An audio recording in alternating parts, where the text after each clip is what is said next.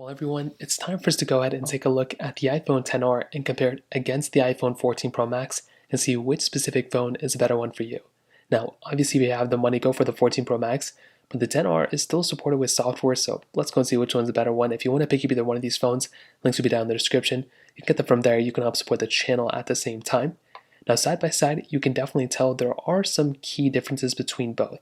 The iPhone XR, which came out back in 2018, is having a smaller 6.1-inch IPS panel on the front.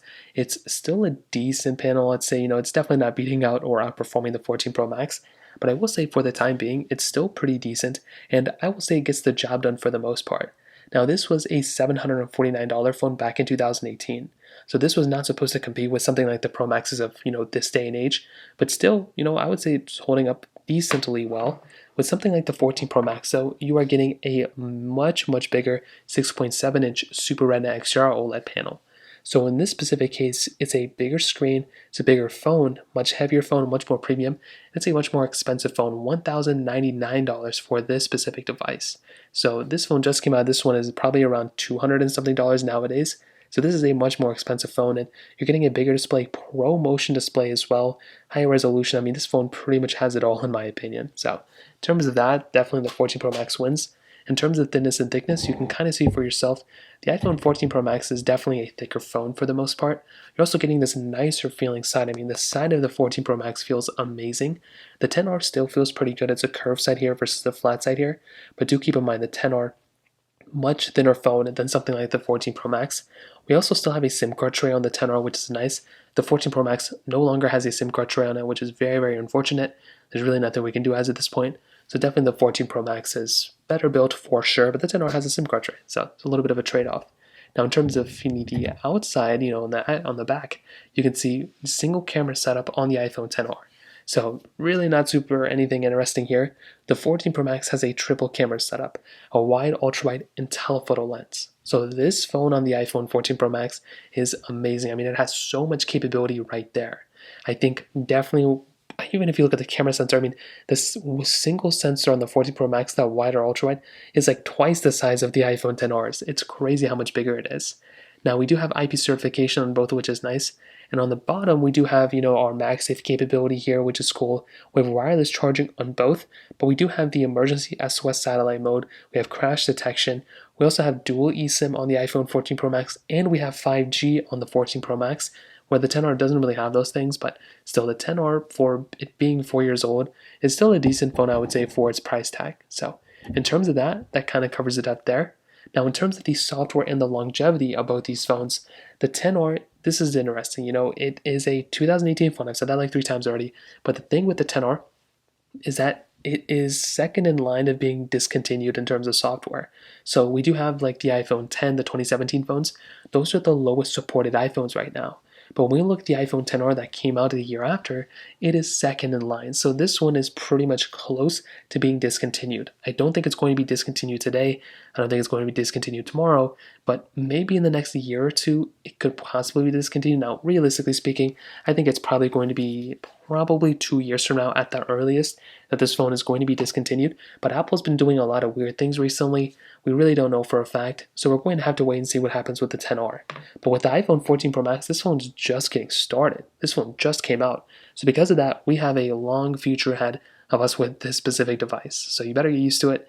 I think this phone is going to last probably until 2027, maybe 2028, maybe 2030, who knows?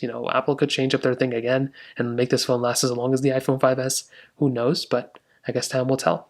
Now let's go and do a speed comparison between both these phones. The iPhone 14 Pro Max has that Apple A16 Bionic chip inside of it with 6 gigabytes of RAM, where the iPhone XR has that Apple A12 Bionic chip inside of it with 3 gigabytes of RAM. So let's go and see which one's the faster one between both. And there we go. All the apps are clear in the background. 14 Pro Max is here, XR is here. Let's get into it. Phone calls 3, 2, 1.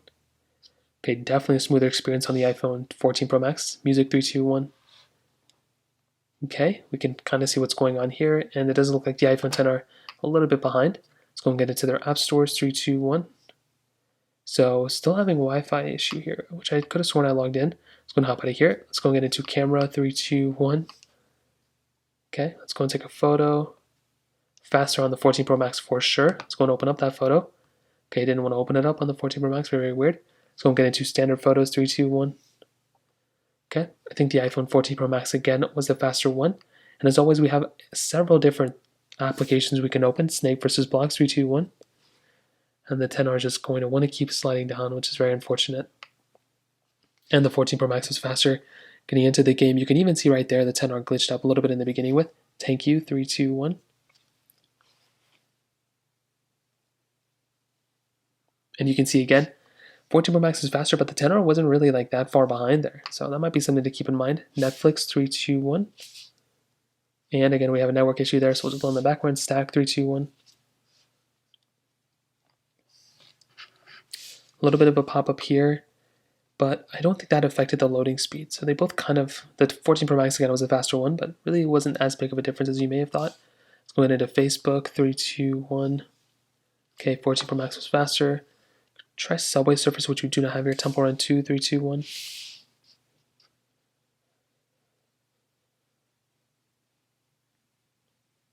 Okay, of course, so we get into another pop-up.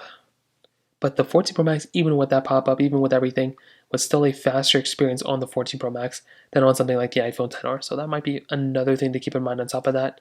There we go, hopping out of this one. Did not mean to play that. Let's go into Snapchat, 3, 2, 1. 14 Pro Max was faster, and we can try Instagram, 3, 2, 1.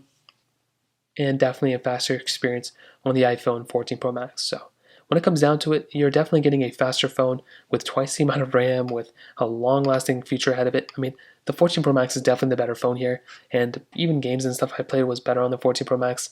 So I guess we'll see how the 10R ages, but from speed, definitely the iPhone 14 Pro Max is faster.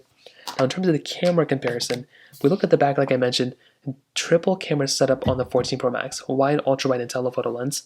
With the iPhone XR, we have a single camera lens. They both can do 4K at 60 on the back, but the 14 Pro Max can do 4K at 60 on the front of it, which is really nice. The XR can only do 1080p at 60 on the front, so that's probably something to keep in mind. Now, as I mentioned for a long time, I mean, I've done so many camera comparisons with this thing. I've done like 3 already in the last probably year, this thing. And from every day I use this phone, from every day I've done everything, this is a decent camera, but it's not really a camera that holds up, well today. Now, for a lot of the core features like portrait mode and photo, video mode, slow mode, you have a feature set that you could probably use for probably the next few years. I mean, this camera isn't a bad camera. It's just you're missing out on a lot of cool features that we have nowadays that something like the XR doesn't really have, to be honest. Now, I will say for social media applications, for TikTok and Instagram and those things, you're going to be getting a decent experience from this thing as well. Personally, I don't really use a camera that much, so this camera would probably be perfectly fine for me, but you are missing out on a lot of cool features that the 14 Pro Max and that the 13 Pro Max honestly had as well. So this thing has a ton of features built in that we're going to go ahead and break down. So first of all, this thing, standard photo, video mode, but this thing has a much bigger camera array that you can choose from. So you can do 15x zoom, you can do 0.5x zoom with that ultra-wide camera, and that in and of itself is a really big deal. You have portrait mode, you have video mode, you have action mode, but you also have cinematic mode as well, which is like portrait mode for video. So you're getting a way better camera here. It's like comparing like a super old computer to the brand new latest M1 computer. This is a really good camera. It's the best one out right now, or one of the better ones, and it is substantially better than the iPhone XR. So to kind of sum up this whole entire video, what I'll tell you is the 14 Pro Max is probably the better phone by a wide margin than the iPhone XR. You're getting better display, better build quality, better performance, better cameras, better battery life. Just really everything is better on the 14 Pro Max. The only reason why the XR even is kind of somewhat better in any way is the price tag. From a price per dollar standpoint, this is a substantially better deal. You can buy this thing for like $250 max, for the base models, and that is a pretty decent price tag to pay for a phone like this, if I'm being honest.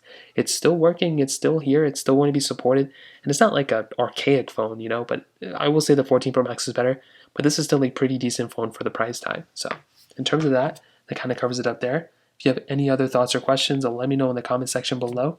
Hit the like button, that'll mean so much, but definitely hit that subscribe button. More importantly than everything else, I love every single one of you guys. Hopefully I'll catch you guys in the next video. Peace out.